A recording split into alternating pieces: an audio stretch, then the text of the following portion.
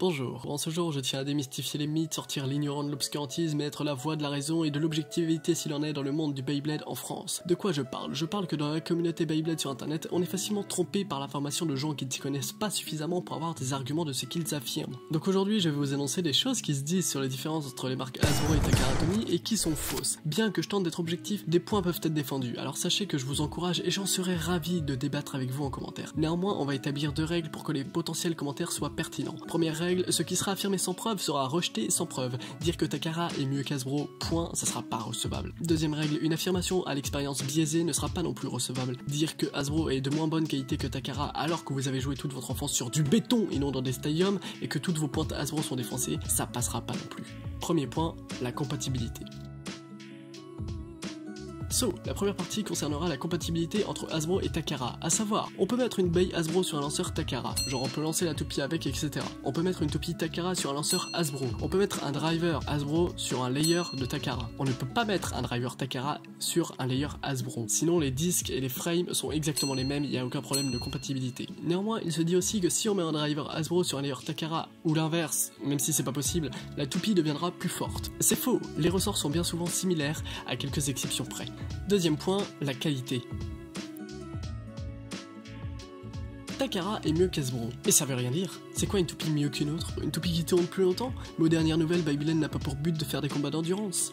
Hasbro fait de la mauvaise qualité par rapport à Takara. Ça peut se vérifier bien aisément. Y a-t-il plus de cases de toupies chez les Hasbro que chez les Bey et Takara? Non! Takara utilise du plastique nommé ABS, qui est un plastique très rigide et plutôt solide. Et Hasbro fait sa Bey en PS, qui est un plastique légèrement plus malléable, moins dense et moins cassant. Donc techniquement, avec la même utilisation, une Hasbro a même moins de chances de casser. Les pentes, c'est plus solide que les dents. Ceux qui ne comprennent pas, je parle qu'Hasbro utilise un système de pente pour définir le taux de burst, et que Takara utilise un système de cran ou de clic. C'est vous qui voyez comment on le nomme. Donc dire que des pentes c'est plus solide que l'écran, c'est faux. Déjà dans une utilisation normale, l'écran ne s'use pas, ou alors vraiment à très petite échelle. A vous de vérifier si vous jouez vos bails comme il le faut, genre toujours dans un stadium et pas de tir n'importe comment. Mais de surcroît, les pentes sont faites en un plastique bien plus tendre, donc aucun avantage particulier à une des deux marques dans ce cas-là. Les Hasbro sont toutes sans métal. Déjà, sachez que si c'est si souvent dit, c'est parce que les Takara de la saison Chosed ou Turbo pour la France étaient toutes avec du métal, là où Hasbro n'a pas mis de métal pour faire son système Slingshot. Mais on a bien les Hasbro qui ont du métal, tels la Lunar L2, la Lunar L3, la Excalius X3, la Excalius X4, la Legend Spryzen S3, la Requiem Spryzen S3 et la Dread Hades H3. Oui, je les ai toutes citées, passons au prochain point. Troisième point, l'équilibre de jeu. Le jeu Beyblade en Takara est plus équilibré que celui d'Hasbro. Mais c'est toujours faux. Et même si l'on est objectif, les Takara ont pris du poids, du métal et de la largeur avec le temps. Or, Hasbro n'a rien significativement augmenté, les poids et les tailles sont les mêmes. Après, si on passe en subjectif, les Hasbro ont un équilibre très bon, et pour le coup, il n'y a pas d'exception. Car sachez que ce sont les joueurs qui influencent la méta. Si vous avez l'impression qu'un putain de balkage Jerome Bering défonce tout, c'est uniquement car pour la première et unique fois, vous avez un combo plutôt bon et que vous y croyez à fond, car des youtubeurs experts en Beyblade l'ont dit, et ce combo marche, mais il se fait surclasser à chaque tournoi que j'arbitre. Sinon, les Takara n'ont pas pour autant un équilibre bancal. L'arrivée des Gachi fut une bénédiction pour l'aspect technique du jeu, redonnant la popularité au type attaque. Les drivers dash présents depuis Chosed permettent aux single layer de rivaliser aux dernières bays en diminuant leur burst à outrance. Les drivers qui n'ont pas de version dash sortent petit à petit ou sont de type défense, donc leur ressort est suffisamment fort. Après, évidemment qu'il y a des toupies qui ont des avantages et d'autres qui en ont d'autres différents, mais disons qu'il y a une fourchette de rapport de force, et ils s'y tiennent. Donc non, je ne pense pas qu'il y ait un écart de méta entre toutes les bays qu'importe la marque. La méta Hasbro c'est trop orienté endurance. Eh bien non, ceux qui disent ça sont ceux qui se sont contentés de la finale de la Battle League où on a vu que les combos les plus présents étaient Balkage Jerome Bering et Spryzen Requiem Zero Bump Bering. Tiens donc. Bon là le contre-argument sera très simple, les deux dernières générations sont des turbos et les hypersphères, et que se mette à ma table celui qui osera scander que les bays qui font ce genre de combat sont orientés vers l'endurance.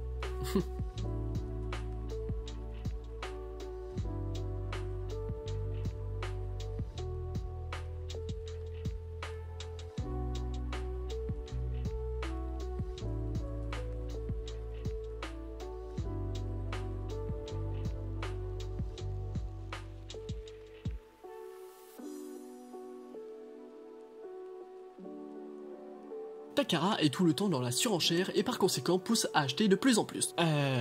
En fait, je l'ai vu qu'une fois celle-là, donc je sais pas précisément ce qu'elle veut dire. Du coup, je sais pas trop comment défendre. Que dire? Bah voilà les prix des dernières bays qui sont sorties. Voilà le prix d'anciennes bays. Ouais, le prix des nouvelles sont en moyenne plus cher, mais attendez un an et le prix descendra pour atteindre le prix des anciennes. Non, vraiment, l'argumentaire est à zéro pour cette partie. Hasbro et Takara, c'est pas les mêmes fabricants. En fait, si. Enfin, c'est la même usine au Vietnam qui crée les toupies, donc c'est les mêmes fabricants en soi. Quatrième partie, autre. Le premier point de cette dernière partie est un problème de fond, une interprétation hâtive qui manque de jugement véritable. Le fait même que ce point existe est misérable. Ce point, le voici. Takara Tomy est fait pour les adultes et Hasbro c'est pour les enfants. Pour commencer, pourquoi ça se dit déjà? Comme je l'ai dit dans ma vidéo sur les différences entre les deux marques, on sait bien qu'Hasbro fait des toupies de plus dans un objectif de fun, pour s'amuser, etc. Et Takara est plus axé sur un aspect technique du combat de toupies. Et certains considèrent que vu que Hasbro est égal fun, c'est pour les enfants, et vu que Takara est égal stratégie, c'est pour les adultes. Voici l'une des plus grosses insultes aux enfants du monde. Objectivement, c'est penser qu'ils ne s'intéressent qu'à s'amuser et aucunement à s'intéresser aux choses en profondeur. C'est comme penser qu'ils sont cons. Moi aussi je peux m'amuser à raccourcir mes réflexions. Les enfants peuvent tout à fait se passionner à prédire et comprendre les mouvements des toupies tels le proposent les Takara, au même titre qu'un adulte peut se satisfaire pleinement de sa recherche d'amusement dans le Beyblade tel le proposent les Hasbro. C'est la fin. Et enfin, dernier point que je vais défendre, non, Hasbro n'est pas une marque de fake légale. Takara n'a pas pour ambition de s'occuper de la diffusion du Beyblade spécialement au-delà du Japon, donc ils ont fait un accord avec Hasbro stipulant qu'Hasbro s'occuperait de la partie occidentale de la diffusion du Beyblade. Hasbro ne se contente pas de revendre les toupies Takara pour des raisons inconnues, et créent eux-mêmes leurs propres toupies au nom de la franchise Beyblade, ce qui veut dire qu'ils font simplement d'autres toupies Beyblade. Alors oui, Takara sont les premiers à les faire, et Hasbro beaucoup moins qu'au début, mais se contentent de copier ce qu'ils font, mais ils ont leur propre système, leur propre toupie, etc. Dites-moi qu'est-ce qui définit qu'une toupie est fake? Objectivement, rien. Tant que le truc tourne, c'est une toupie. Sinon, techniquement, c'est les matériaux et l'agencement de la toupie. Une toupie fake remplace ses pièces en métal par de l'aluminium mal moulé car c'est moins cher. Et par exemple, les ressorts des drivers sont déséquilibrés vu que faire des toupies parfaites n'est aucunement la priorité aux marques de fake. Or, Hasbro, ces toupies sont impeccables, c'est vendu au magasin et si c'est légal, c'est qu'il y a une raison enfin. D'ailleurs, j'ai eu une info après l'écriture de la vidéo, mais on a appris que les fakes, en changeant les matériaux des pièces, pouvaient présenter des métaux lourds classés comme dangereux pour la santé. Donc définitivement, faites attention aux fakes. Bien, nous voici rendus à la fin. J'espère qu'avec tout ça, quand vous verrez un importun en commentaire d'une vidéo random qui critique Hasbro de façon démesurée et non pertinente, renvoyez-le ici. Il faut faire avancer les jugements et les mentalités vis-à-vis de ce que vaut une vraie toupie. Sur ce, je vous présente le Discord de Beyblade Espace. Si vous voulez parler de Beyblade, de l'animé des toupies, si vous voulez qu'on vous trouve une toupie précise au meilleur prix, etc., c'est super sympa. Le site de Beyblade Espace où on fait la VOSTFR de l'animé Beyblade Burst, la VOSTFR de Metal est en cours et on essaie de faire quelque chose pour Bakuten. Allez, bonne journée, bonne soirée, bisous.